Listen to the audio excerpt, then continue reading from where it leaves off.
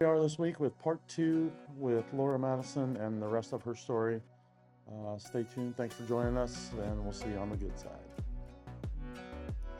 Well, welcome. And I am your host, and my name is Britton. Today, I just wanted to get on here before we start our conversation and let you know that I am not a psychologist or a psychiatrist. I speak to people that are in those professions, and this channel is for information only. Hopefully, it's good information that you can apply to your life. So, as I speak to those guests, and if you feel like you want to support any of those, some of them are authors, blogs, mental health advocates. They have foundations, not for profits. If you want to support those people, I'll put the links in the description below. Also, if you'd like to support the Suicide Monk podcast and help keep this moving forward, I'll put that GoFundMe in the link below. I'll put the link down there for the Ashes to Life coaching as well. And don't forget to like and subscribe. It helps us keep moving forward. And any prayers, lifting up, good vibes, we will take them. Thanks a lot. Again, we'll see you on the good side. Oh, I know I don't love what I myself found there. is, what was that? I know I don't love myself there. Yeah. So let's touch on that a little bit, because it's, I'm finding it increasingly difficult to accept some of the parts of who I am. And I say that because I don't think they should have a place in my life. I don't see the value in what they bring anymore. And that's part of the shedding. Like rage, it has no viable purpose whatsoever in my life. It serves nothing other than shame.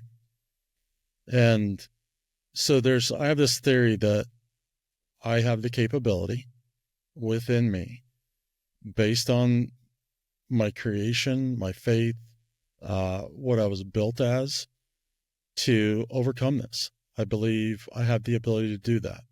Now, do I have the answers on how to do that? Well, no, those are the things that are in the works. But believing that and then knowing that I have capability is a very, very powerful thing. And now the odds are in my favor to put this thing to rest. So I think that's why I don't think I have a mental health issue. I have a navigation issue. Like, I have a navigating hard problems issue. It's not that I'm not intelligent. It's not that I'm not smart. It's not that I don't have this or that. It's that I was never taught the proper tools to navigate these very, very difficult situations and then appropriately react. Obviously, rage is not an appropriate reaction really to anything that I've found.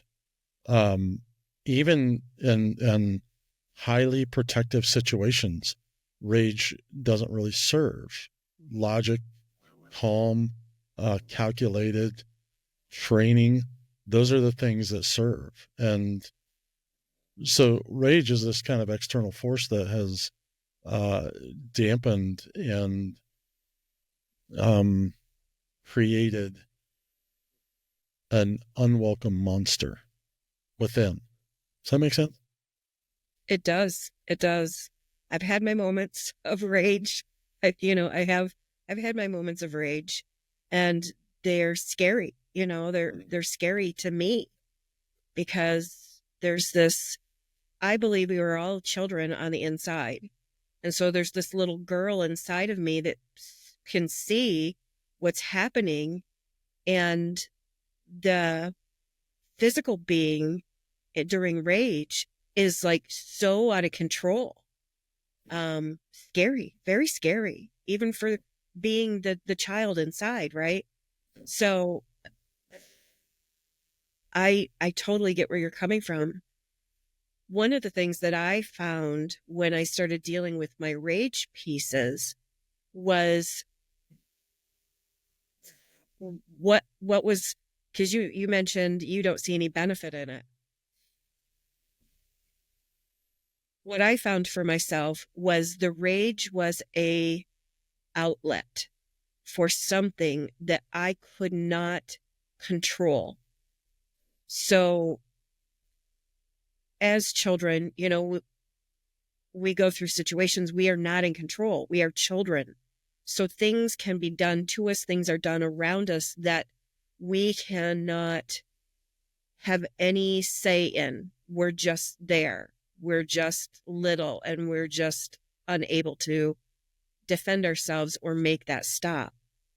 So as an adult, when that rage comes up, what it actually does, or at least it did for me, was it allowed me to express myself in ways that I thought I could not express.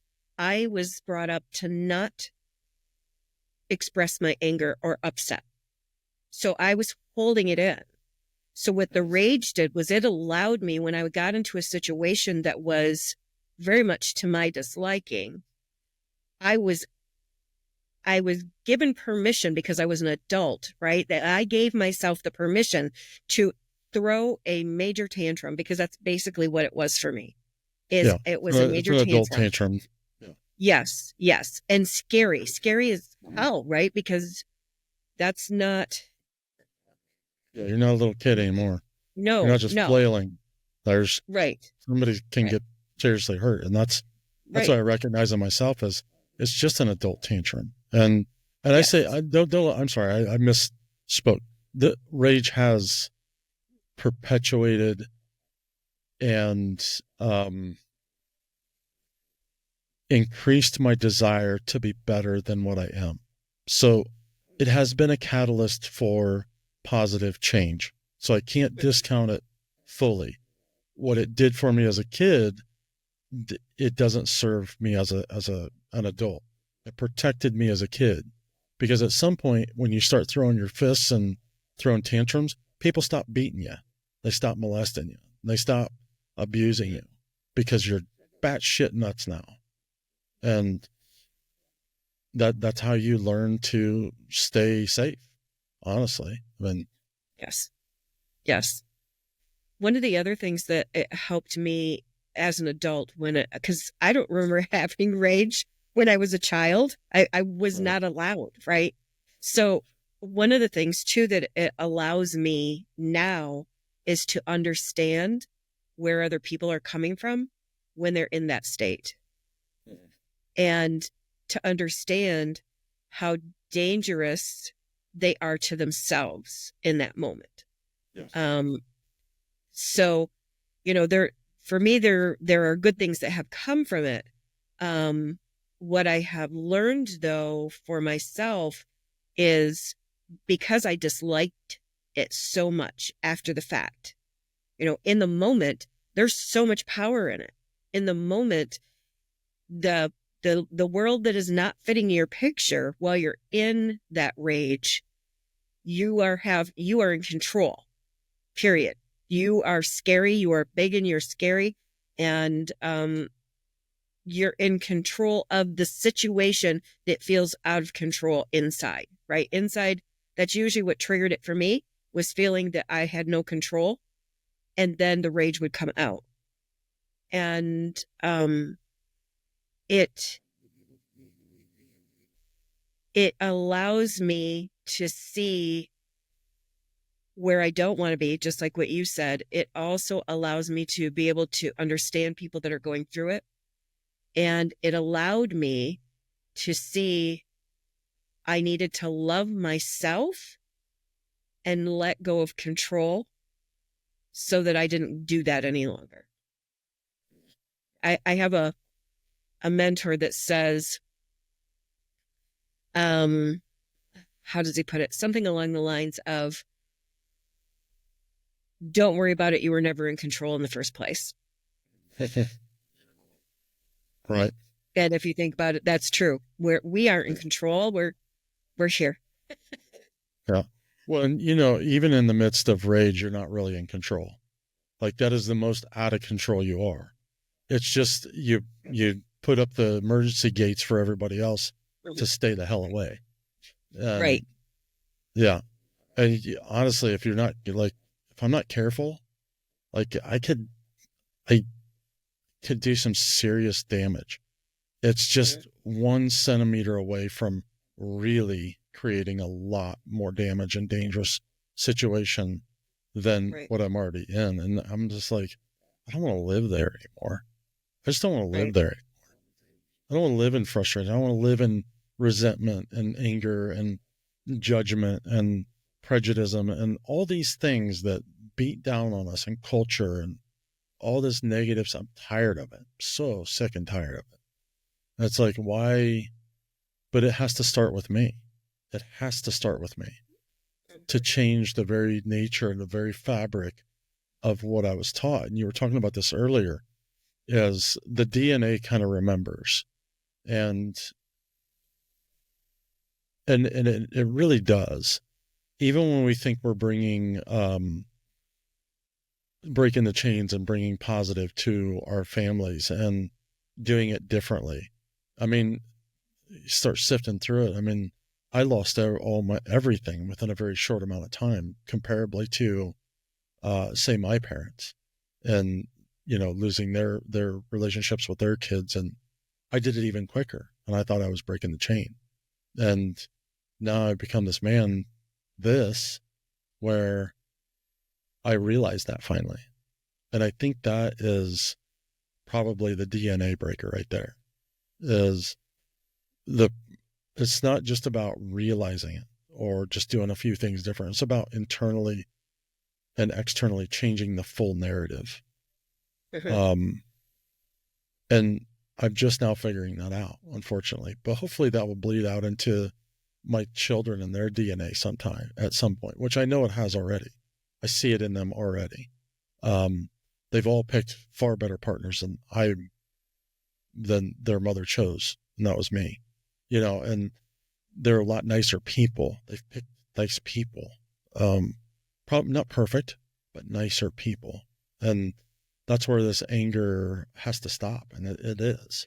So it's a really interesting thing to watch, even though I've destroyed everything, to see from a distant perspective now that my kids actually chose something besides this. So there was some effect, positive effect from the anger that came out of me.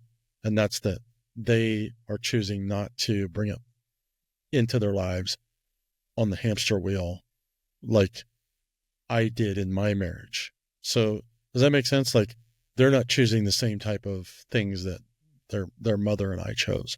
They're actually morphing out of that, which is beautiful. I think it's because I was blessed with the fact that I knew this was not the way life was supposed to be, and I've been working on it for a long time.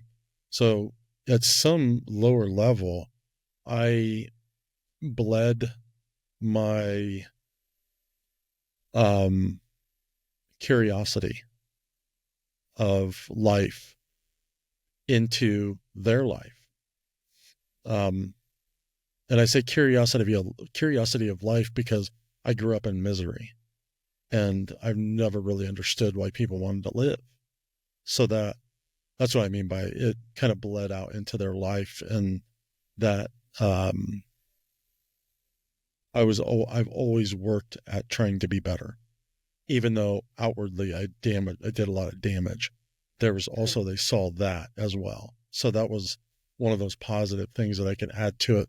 But if I want to spin the anger positively, it actually is the catalyst for change, not only in me, but obviously in them as well.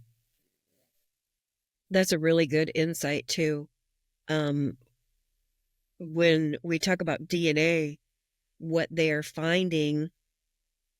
scientists are finding is when people like you and I and your community go through and are willing to feel the pain, to feel those generational things that, were handed to our parents, because it didn't start with our parents. Our parents had parents, and so that DNA, those things are in our DNA. They're finding that it is in our DNA. And so people like you and I and your community, when you're willing to look inwardly and work with that, like I was saying, what I called it earlier is the shadow stuff, when you're looking at those things and you're saying, how can I do better? How do I feel my way through this? Because it is a matter of feeling your way through it. you do start to heal that DNA. You change it. It's a scientific fact that you change your DNA. But by changing your DNA, you are also changing the DNA of your bloodline, which goes backwards and forwards. And forward. So Yep. recently, I have noticed I've been, I'm always working on me, always, every single day I'm working on me. Yeah. And stop. I have noticed some things with my children and my mother, and then with myself. And it's so beautiful to see that. And it's not because I went to them and I told them what I was doing. Right. So this is for instance, the story. When I got divorced, it took me 7 years. We were separated for 7 years. And I was so bitter and angry during that whole time, even during the divorce and afterwards. And the divorce was easy. That I didn't want to talk about him. I didn't want to, nothing. I didn't want my kids to have anything to do with him. I didn't stop them, obviously. But they really didn't have a connection with him except my daughter, who is the youngest. And even her connection was not that strong. And then I went through a 6-month program that really accelerated my growth and loving myself and understanding how the universe works and relating to people and just feeling more love and positivity, right? And during that time, not a lot changed during that 6 months, not so much changed. But within a year and a half, I got to thinking about my ex-husband, and I reached out to him probably a year and a half ago or so. So this has been a fairly recent thing in the last 4 years. But I reached out to him and I said, do you ever just miss your best friend or your friend? Because we were best friends. And he said yes. And so that got us talking a little bit. Last spring, my oldest son and I had had a conversation where he said that my ex-husband ruined our family, that he destroyed it. And I said, I don't see it that way. So I had a conversation with my ex and I said, I don't see this way. And he said, neither do I. And I said, he tends to be a wanderer. So I don't know enough about him anymore to know what he's like, but he does have a new wife. And he's been with her since he and I split, not before the divorce was over, but even during those years. And I'm not the one that's going to be any kind of problem for her. You know what I mean? I'm not going to be. So he said something to me and I was like, I don't regret our marriage and I don't regret our divorce. And me giving that to him, I believe, changed things. It changed things for me. I already felt that way, but it was even more freeing after I told him that. Right. And now my kids go and hang out with him and he reaches out to them. He does stuff with them. He didn't do that before. Yep. So I believe that me going through that process has really changed things for him and for my children. And that means for my grandchildren as well.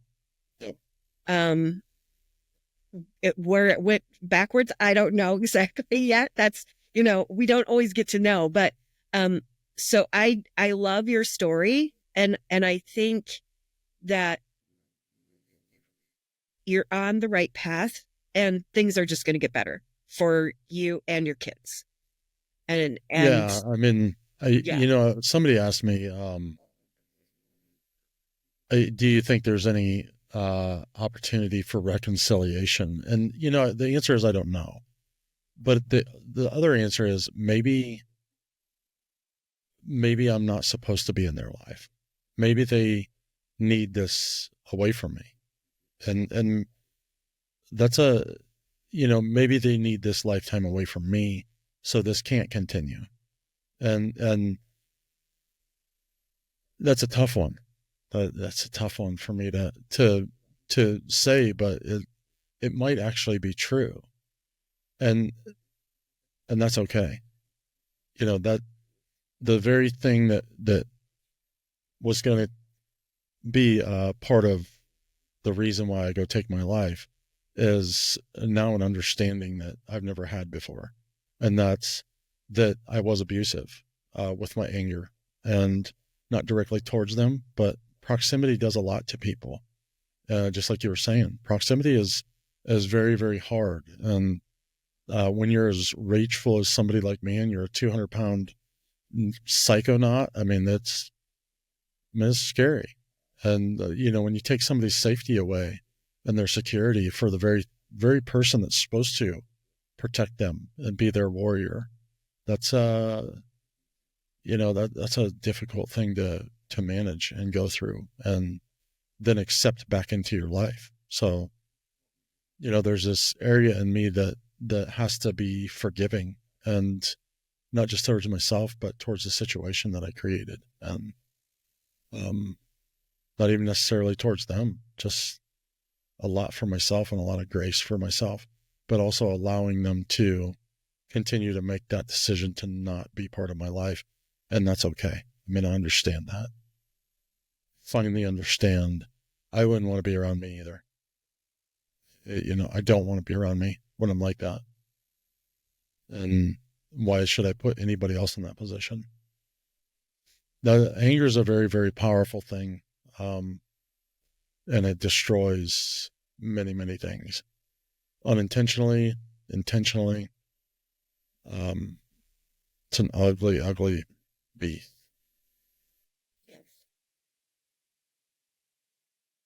It's enough.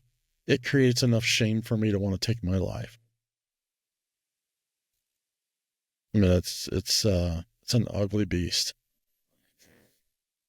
And then you add all the other stuff on top of that.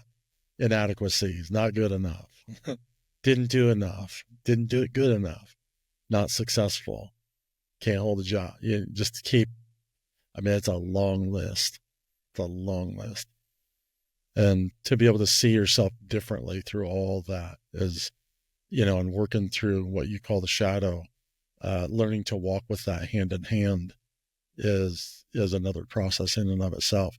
And without medication is even more difficult at times, but you're getting the raw entry of what it's all about. I mean, just getting down and dirty with your own self and seeing the grossness of who you are. Like, I'll tell you right now, I'm an abusive person, and it's because of my anger. It's my rage. That's a difficult thing to admit. And when you start admitting those things to yourself, you're like, I don't want to be that. I don't want to be an abusive person. I don't want to be that ugly thing that came with me from my childhood. I don't want to do that anymore. There's another one of my mentors, and he says something that really hit me. And he says, guilt is a divine being hating itself. And I find that so sad. Is it? So sad. Yeah. Because we are all divine. We were born good enough. The things that we have done do not define us. Right. They don't. We think they do, but they do not. And I, for one, also see that you are a very loving and caring person. You have the show. I've listened to it, and you genuinely not just want to help yourself. I mean, obviously, we get into fields that do help us because we've been through it, but we've been through it not just to learn, but to help other people. And you're doing that with the show. Yeah. And that's what I see. That's what I see in you. I see that divine being who is there doing something that I think you're good at. I mean, it's not always easy to get on and just start talking to people that are strangers. It's And terribly uncomfortable. and you do it very well. And to put the other person at ease is a gift. And you do that. So, I see you as on the right path. Sorry, I cry when I'm happy too. When I see things that are beautiful, and that's what I see. When I see you, when I talk to you, that's what I see. And that's the sense that I get from you. I'm not saying there are no shadows. I'm saying you're on the right path, and that I just would love for you to see that in yourself in a bigger way. I do. I actually do. Yeah. So yeah, please don't take anything I'm saying. I'm giving you a lot of experience right now. And even some of my frustration that I do have with myself, working through that, on a regular basis of how to be graceful with myself, how to be kind to myself so that I can transcend the very thing that has tormented me for my life. I actually, I see my divinity now. I see the beauty in who I am and what I was built for, and like this thing that's very unnatural for me, being on camera and speaking to people. Like I'm not a big social guy, I'm just not. I've always been alone, always been on my own. And maybe that's why I can do one-on-one conversations and have an intimate conversation with people very quickly. It's one of my biggest gifts is I'll get to know you very, very quickly about your deep, that people tell me things that they're like, I never told anybody that. It's just like, sorry, it's just it's vulnerable, begot vulnerable.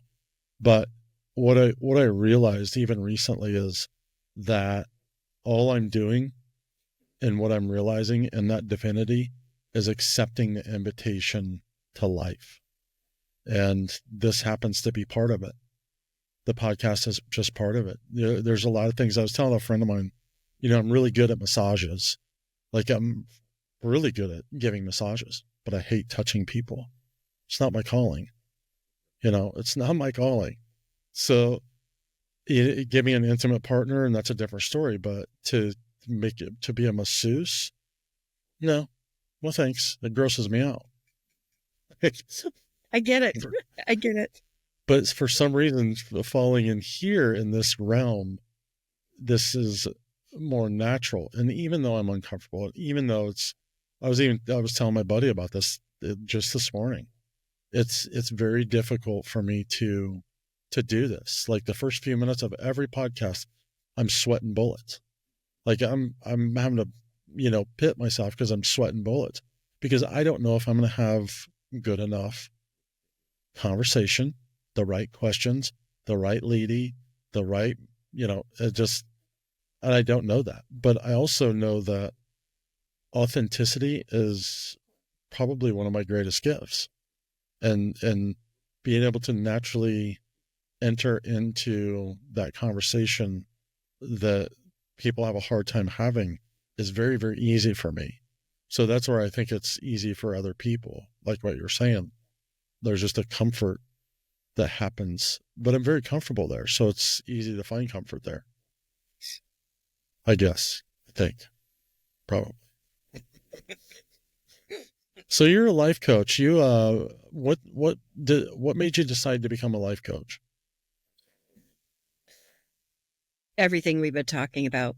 Really? Having, I have had so much more success in my growth and my stability doing that inner work, having people that are supportive around me. I've had a coach, but it was a business coach. But that 6-month program was a huge thing. I am a trainer for that. It's a trainer of the program because it's a 6-month with modules, right? So you get a module every 2 weeks. But that was life-changing. I learned so much in that. Every time I listen to it again, I have this joke we all have this joke. Everybody it creates a family. I have friends across the world because of that program. It's done in a group, but you do the work yourself, and then they have groups meetings once a week. But every time I listen to it, there's something new in there. And one of my friends in particular that I meet with every week, I say, because he's friends with the guy that made that program, I always tell him, tell Peter to stop re-recording and putting new stuff in there. He's not. It's me having gone through it before. We get what we need out of what's being said. So in any type of situation, whether it's a book or a class or any of that work that we're doing on ourselves, you can, if it's good content, you can go through it once and you're like, oh my gosh, look at all these things. And you pull out the stuff that's really important for you and you learn from it and you apply it and you go back 2 days later.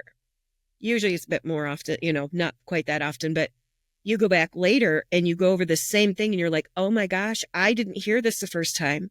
And the reason is you're not the same person that heard it the first time. You've applied things. Now you're ready for that next piece of that same content, but you're ready. And so it's like that, but it changed my life so much when I went through that program and I've been doing the work for years. When I started that program, the reason that I went through it was because although I was not suicidal, I had gotten to the point where I knew I couldn't commit suicide because I have 3 kids and 10 grandchildren and what it would do to everybody else. So I knew that was not a path that I could take.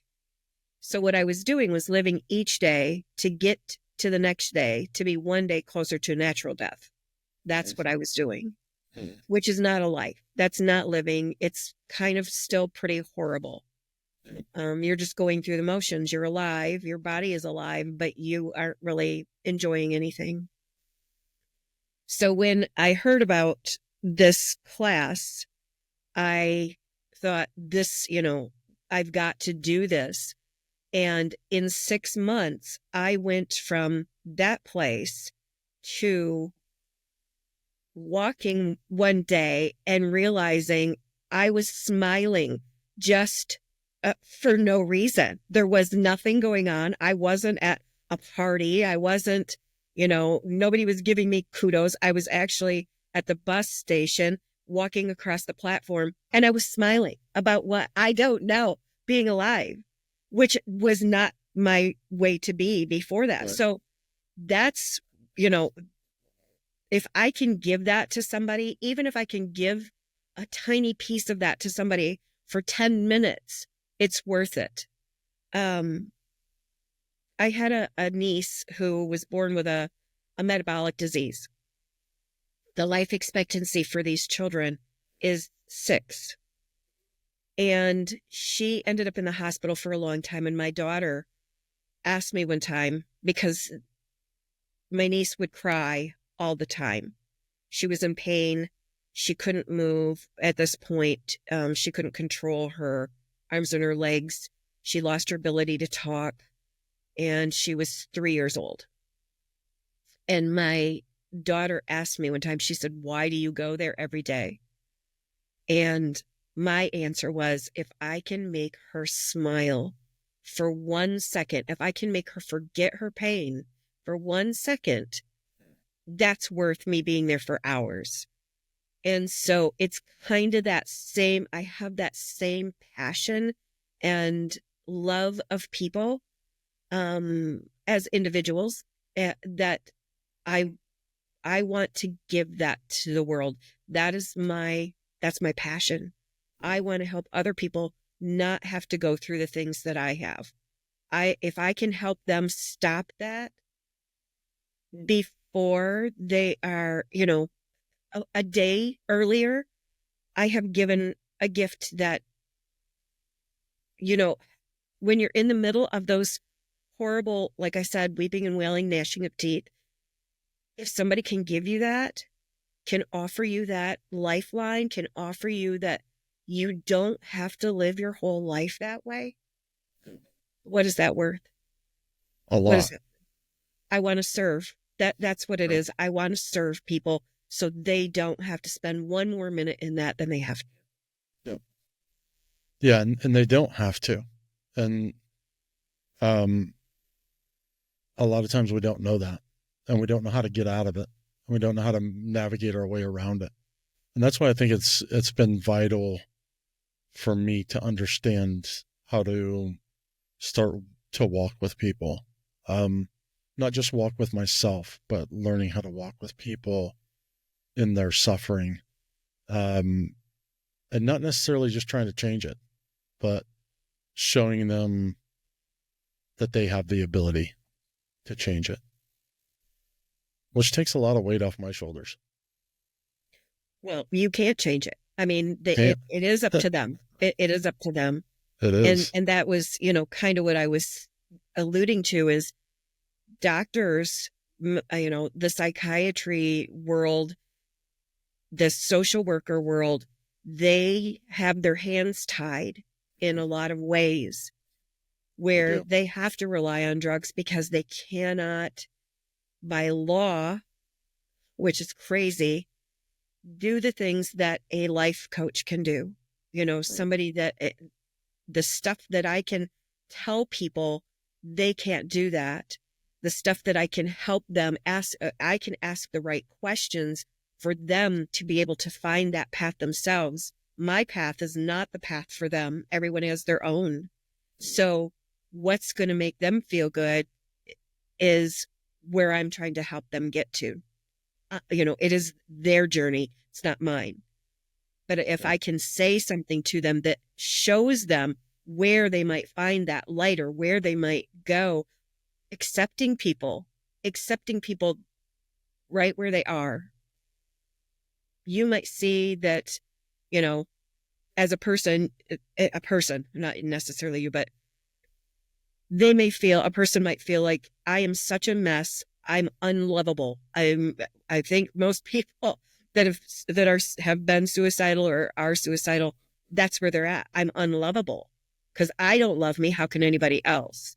And for that opportunity for me to show them the light that they are divine, that there is love there,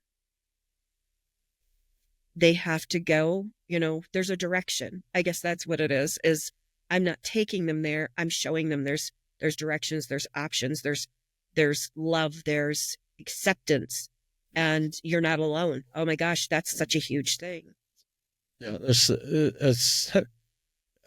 such a common thing that especially suicidal people feel alone, and it's because they don't have the opportunity to tell anybody, which there's lots of us out there, lots and lots of us suicidal people. It's not acceptable to say anything. It's just not. I mean, yeah, I won't go through what I've gone through telling people my journey, but people can't handle people like me. They just can't handle it. They want to lock us up, get rid of us, push us away, get us out of their life so they don't have to deal with anything that may come down the pipe. What if Britton takes his life? Well, I don't want to be close to that. I don't want it in my house. I don't want it near my driveway. I don't want it anywhere. So let's make up excuses to get rid of them, get them out of our life. And that's the danger of telling people that you're struggling with mental health, period. As most people don't know how to deal with their own, so they sure don't know how to deal with yours. And understanding that creates a lot of problems for people who they need safety and they don't have it. And I'm hearing a lot of people, go tell your friends, go tell somebody that cares. You don't know who cares. If you knew who cared, you would tell them. If you knew who cared, you would tell them. We don't know who cares because the people I thought cared, every single one of them walked away except for one. Every single one. And I thought they were great friends. I thought they were long-term, lifetime friends. And so Don't know there's how to this, handle it. they don't. And a lot of them were Christians. And a lot of them, I have some atheist friends, some Christian friends, some non-Christian friends, and none of them, not one, they all act the same. All act the same. One of them tells you you're going to hell. The other one just doesn't want to be next to you. And that's the problem with feeling alone. We shouldn't have to feel alone for something that most people deal with. Right. I'll guarantee you, if people listen to this, if you look at 4 people in your life, I'll guarantee you're connected to suicide somehow. Guarantee it. This ain't 6 degrees of separation. I'll guarantee you're within 4. Bet you anything that you know somebody that's actively suicidal, that has committed suicide, or that you yourself have been suicidal. But it's just, you're in close proximity to it, whether you like it or not. And nobody knows how to walk with it. And that's why our mental health is so high, because everybody's ignoring the very fact that somebody's got a problem. Nobody wants a problem. Everybody wants it fixed by all these flu things out here in the world, the computers and gadgets and crappy things that we buy from China and that don't last. I mean, they're literally junk. It's like literally putting your money in, might as well throw it in the trash. We're just distracted. We're distracted by all this. So, Laura, we've got to close it up. Is there anything that you've learned that has, besides what you've already shared, that just kind of life lesson or something that's changed your life in a way that you'd like to pass on?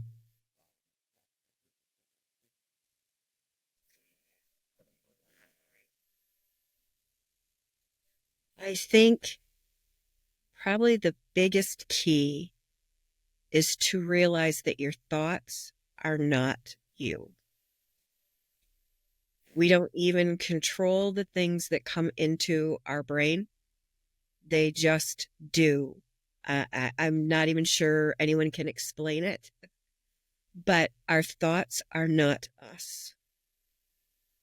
And if you can wrap your head around that, you'll understand a lot better that you are not your thoughts. You are not bad. You are not shameful. You are not wrong. You are not guilty.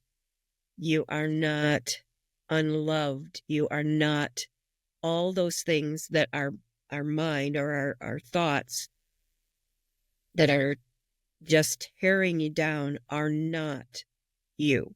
They are not you. Yeah. And if you think they are, change your thoughts. And that's the key. That's really the key, is changing your thoughts. But they do come in, without any warning. There, you'll have a thought. You can be having a great day, and all of a sudden you have one thought, and it's like, where did that come from? I don't know, but it's not you. And I think a lot of us, until we are told that, I think we are predisposed to think that is us talking to us, and it's not. Yeah. So. Yeah. Well, Laura, thank you for being on the Suicide Monk today. We really appreciate you being here and just sharing your knowledge and your passion and your story. It helps. It helps people.